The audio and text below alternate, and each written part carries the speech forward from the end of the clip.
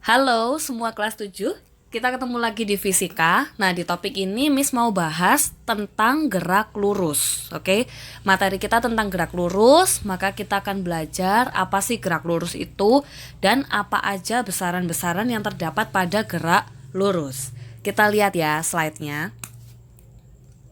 Nah, untuk di gerak lurus, kita belajar dulu sebetulnya apa sih arti atau definisi gerak di fisika. Sebetulnya di dalam fisika, gerak itu didefinisikan sebagai perubahan kedudukan suatu benda dari posisi awal. Jadi ada perubahan kedudukan dari posisi awal suatu benda, maka kita bisa mengatakan bahwa benda itu bergerak. Atau pengertian yang kedua, benda itu dikatakan bergerak jika benda tersebut mengalami yang namanya perpindahan atau menempuh jarak terhadap titik acuan tertentu. Ya, jadi ketika ada satu benda menempuh jarak sekian meter dari kedudukan awal, maka kita bisa katakan bahwa benda itu bergerak. Nah, sekarang kita akan bahas yang namanya jarak dan perpindahan. Untuk di bab gerak ini kita mengenal dua hal ini. Ada yang namanya jarak dan namanya perpindahan. Sebetulnya apa sih perbedaan antara keduanya? Bedanya adalah jarak itu didefinisikan sebagai panjang lintasan yang ditempuh oleh suatu benda tanpa memperhatikan arahnya. Jadi panjang lintasan yang ditempuh oleh suatu benda, benda ini bergerak dari mana ke mana sejauh berapa meter, itu yang namanya jarak. Sedangkan yang disebut perpindahan adalah lebih ke perubahan posisi benda. Jadi dapat didefinisikan sebagai panjang lintasan yang ditempuh benda dengan memperhatikan arahnya. Oke, jadi arahnya kemana, itulah yang dimaksud perpindahannya. Sedangkan jarak tidak memperhatikan arah. Jarak adalah panjang lintasan yang ditempuh oleh benda. Nah, untuk memahami apa itu jarak dan perpindahan, di sini saya akan berikan satu contoh.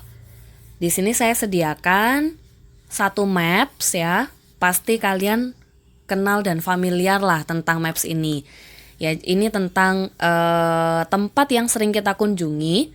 Jadi di sini saya sediakan di sebelah kiri ada Galaxy Mall 3 dan di sebelah kanan ada Galaxy Mall 1 dan 2. Nah, apa sih jarak dan perpindahan? Kita perhatikan ya contoh pemahamannya. Misalnya sekarang kalian sedang berada di depan Starbucks Reserve Galaxy Mall 3. Oke.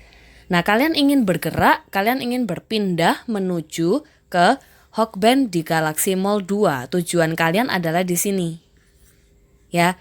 Kalian akan berpindah menuju ke tempat ini. Maka tentunya banyak rute yang bisa kalian lewati. Misalnya, kalian masuk lagi ke mall, lalu nanti kalian lewat jembatan di dalam mall, sampailah kalian ke Galaxy Mall 1 dan 2. Bisa juga kalian keluar ke pinggir jalan, lalu kalian menyeberang, dan sampailah juga kalian di Hokben. Tentunya banyak cara yang bisa dilakukan, ya. Misalnya di sini, kalian memutuskan untuk, oke, aku akan keluar, lalu di pinggir jalan akan jalan ke sini sedikit, lalu mencari tempat penyeberangan yang dibantu oleh petugas-petugas di sana, lalu kalian menyeberang ke sisi lain, ke sisi satunya, ya. Lalu setelah itu karena ini parkiran, kalian akan jalan ke sini, kalian akan masuk ke sini, dan akhirnya sampailah kalian ke tempat tujuan, yaitu Hokben di Galaxy Mall 1 dan 2, ya, Hokben Galaxy Mall 1. Nah, yang dinamai jarak, yang kita sebut jarak adalah lintasan yang kalian tempuh yang mistandai dengan marker merah ini. Jadi ketika kalian ukur berapa panjang lintasannya, itu kita sebut dengan jarak. Sedangkan untuk perpindahan, kalian cukup melihat perubahan posisi yang dialami oleh objek tersebut.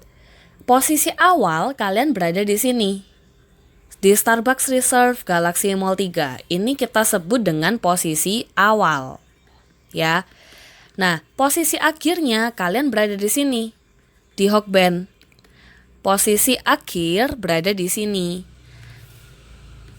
Nah, oleh karena itu, Bagaimana kita mengukur perpindahan? Cukup menghubungkan antara dua titik di mana posisi awal dan posisi akhirnya. Posisi awal di sini, posisi akhir di sebelah situ, kita hubungkan dengan satu garis yang berwarna kuning ini. Lalu nanti kita ukur berapa panjang garis berwarna kuning ini. Ya, panjangnya kita sebut dengan perpindahan. Oke? Paham ya? Jadi kalau jarak adalah panjang lintasan yang ditempuh. Tapi kalau perpindahan cukup posisi awal dan posisi akhir saja.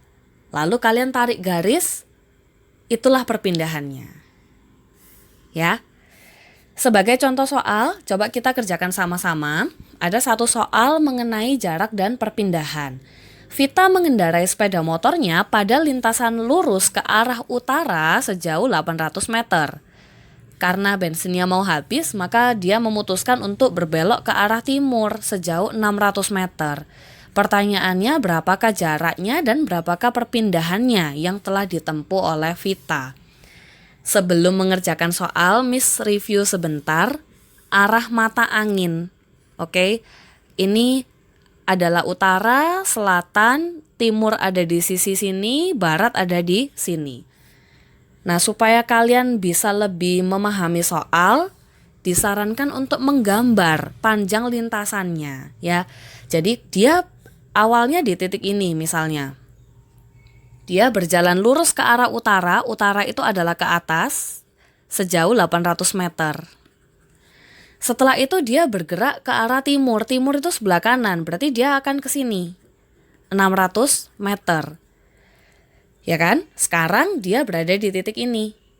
Ini adalah yang awal, ini adalah titik akhirnya. Nah, pertanyaannya berapakah jaraknya? Untuk mencari jarak, kalian bisa langsung menjumlahkan berapa panjang lintasan yang ditempuh. Dari sini dia menempuh 800 meter, lalu ke sini. Artinya jarak sama dengan 800 tambah 600, sama dengan 1400 meter. Ini kita sebut sebagai jarak. Sedangkan untuk perpindahan, bagaimana caranya? Perpindahan adalah panjang lintasan dari titik awal sampai titik akhir. Awalnya ada di sini, akhirnya ada di sini. Kita tarik garis. Nah, inilah yang disebut P, perpindahan. Oke? Bagaimana untuk mencari perpindahan? Ketika kita melihat seperti ini, maka ini adalah segitiga yang pasti siku-siku. Kalau segitiga siku-siku, kita bisa menghitung dengan cara Pitagoras. A kuadrat sama dengan B kuadrat ditambah C kuadrat. Oke, manakah yang A, manakah yang B, dan manakah yang C? Kita bisa menghitung untuk A adalah sisi miring, B adalah sisi tegak, C adalah sisi tegak yang lain. Nah, sekarang kita hitung berapa besarnya nilai A. Maka A kuadrat sama dengan 800 kuadrat ditambah 600 kuadrat. Kalau kita hitung, ini menjadi 800 kuadrat ditambah 600 kuadrat berarti 1 juta ya. Sehingga kalau kita akar, A adalah 1000 meter. Jadi nilainya P ini yang bergaris merah adalah 1000 meter. Jadi kita bisa jawab perpindahannya adalah 1000 meter. Oke, bisa ya? Jawabannya berbeda, jaraknya 1400 dan perpindahannya adalah 1000 meter. Jadi kalian cukup mengamati dan menganalisa mana yang termasuk jarak dan mana yang termasuk perpindahan. Gitu. Oke? Next. Nah, sekarang kita masuk ke besaran yang lain yang akan kita pakai di bab ini, yaitu adalah kecepatan. Apa sih kecepatan itu? Kecepatan adalah perpindahan persatuan waktu. Biasanya kita simbolkan dengan huruf V. V adalah kecepatan. Nah, untuk kecepatan ada yang namanya satuan SI. Satuan SI dari kecepatan kita menggunakan meter per second. Sedangkan satuan non-SI-nya yaitu kilometer per jam. kilometer per jam ini seringkali dipakai oleh banyak orang, seringkali dipakai di kendaraan-kendaraan bermotor untuk menghitung kecepatannya, ya. Tidak salah sih, cuman di dalam fisika kilometer per jam bukanlah satuan SI. Nah, sekarang bagaimana kalau kita memiliki dua satuan seperti ini? Mungkin kita ketika berada dalam kendaraan bermotor kita sering pakai kilometer per jam, tapi di perhitungan kita pakai meter per second. Tentunya kita perlu yang namanya konversi satuan. Bagaimana cara mengkonversinya? Cara mengkonversinya adalah seperti ini. Misalnya, Miss punya soal 36 km per jam, kita harus ubah ini dalam satuan meter per second. Maka caranya adalah 36 kita tulis dikali 1 kilometer berapa meter? Jawabannya adalah 1000, ya kan? Lalu di sini ada tanda per, karena satuannya kan ada per, maka kita tulis juga per. Selanjutnya, 1 jam berapa second? 1 jam berapa detik? Jawabannya adalah 3600. Gini. Oke? Lalu kita bisa simplify, coret 0-nya 2 dengan ini, coret 36 dengan ini, maka ketemulah jawabannya 10 meter per second. Cara mengkonversinya adalah seperti ini. Kita menggunakan cara matematika yang mungkin kalian juga sudah pernah pelajari, ya. Namun di sini Miss berikan satu lagi cara yang ya mungkin bisa dikatakan simple. Kalian bisa catat juga untuk mengubah kilometer per jam menjadi meter per second. Kalian hanya perlu mengalihkannya dengan 1000 per 3600. Gini, ya kan? Sedangkan untuk mengubah meter per second menjadi kilometer per jam, ya sebaliknya, maka kalian mengalihkan dengan sebaliknya juga 3600 per 1000. Gini. Ya, jadi ini bisa dipakai untuk mengkonversi satuan. Jadi ketika kalian diminta untuk menggunakan satuan SI, kalian bisa mengkonversinya dengan menggunakan cara ini. Sekarang kita lanjut ke topik inti kita. Seperti tadi di awal sudah saya jelaskan, kita akan belajar tentang gerak lurus. Nah, sebetulnya gerak lurus ini dibagi menjadi dua bagian. Ya.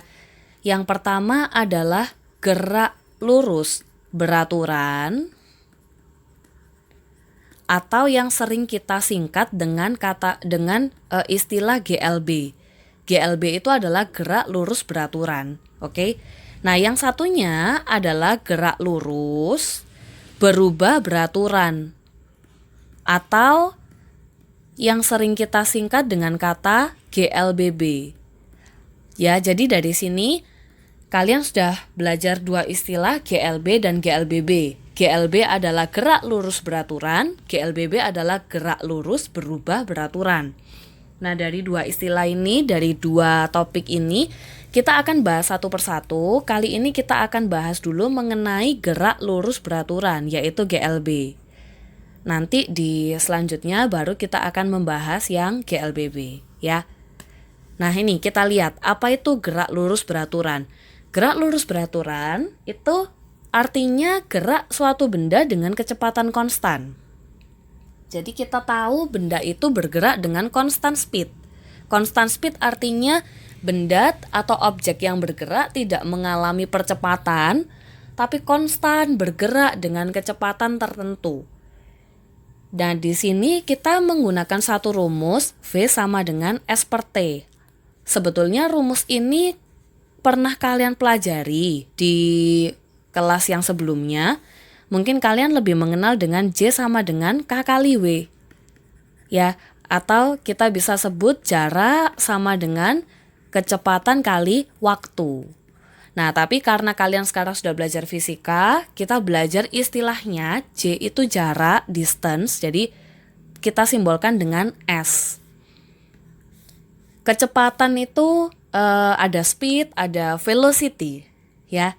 Kalau di fisika kita sering pakai velocity, jadi pakai V. Lalu waktu kita pakai T, time. Jadi V sama dengan S per T. Kalau kalian menggunakan segitiga bantuan, kalian bisa meletakkan V di sebelah kiri, S di atas, T di bawah. Dan yang perlu diingat, karena ini di fisika, kita pakai satuan yang SI, yaitu meter per second, sedangkan jarak dengan satuan meter dan waktu tempuh dengan satuan detik. Nah, untuk lebih memahaminya, saya akan bahas satu contoh soal. Sebuah mobil bergerak pada lintasan lurus dengan kecepatan tetap. Nah, kecepatan tetap merupakan salah satu ciri dari GLB. Ya, kecepatan tetapnya 72 km per jam. Tentukan jarak yang ditempuh mobil setelah melaju selama 20 menit. Nanti kalian diminta menuliskan jaraknya dalam satuan meter. Untuk mengerjakan soal ini, lebih baik tulis diketahui agar kalian bisa lebih mengerti. Ya, kita tulis dulu diketahui V, kecepatan adalah V 72 km per jam. Nah, setelah kalian menulis diketahui, sekalian kalian cek apakah ini satuan SI atau bukan. Ya, karena ini bukan satuan SI, maka kalian harus mengubahnya menjadi SI. Bagaimana cara mengubah kilometer per jam menjadi meter per second? Kita perlu mengubah jadi meter per second. Seperti yang tadi, caranya adalah dikali 1000 per 3600, seperti cara sebelumnya. Lalu kita coret, nolnya 2, coret, bagi 36, 1, bagi 36, 2. Maka kita menemukan V-nya sama dengan 20 meter per second. Lalu selanjutnya, time sama dengan 20 menit. Menit bukan merupakan satuan SI. Satuan SI dari waktu adalah detik. Maka kita harus mengubah menit menjadi detik. Jadi T sama dengan 20 kali 1 menit 60 detik. Sama dengan 1200 detik. Setelah itu baru kita mencari yang namanya jarak. Karena ditanyakan jaraknya berapa. Jarak adalah S. Dari segitiga tadi, kita bisa tahu ini adalah V, ini S, ini T. Kalau kalian mencari S, maka S-nya ditutup, sehingga rumusnya menjadi S sama dengan V kali T. S sama dengan 20 kali 1200. Maka kita dapati S-nya sama dengan 24.000 meter. Nah, ini jawabannya. Ya, jadi jarak yang ditempuh adalah 24.000 meter. Nah, demikian pembahasan mengenai gerak lurus beraturan. Semoga kalian bisa mengerti dan memahami, ya. Silakan dipelajari video ini, bisa diulang agar kalian menjadi lebih paham. Oke? Thank you.